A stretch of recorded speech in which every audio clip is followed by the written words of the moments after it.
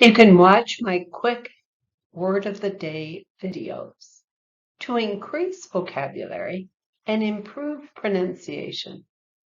My name is Mary and I'm from Canada. The two words of the day are over and under. They are often considered antonyms because they describe opposite positions or directions. They are commonly used as prepositions, adverbs, and sometimes adjectives. Please continue to the next slide if you want to complete the fill-in-the-blank exercises. Thank you for liking, sharing, and subscribing to my channel. Bye now.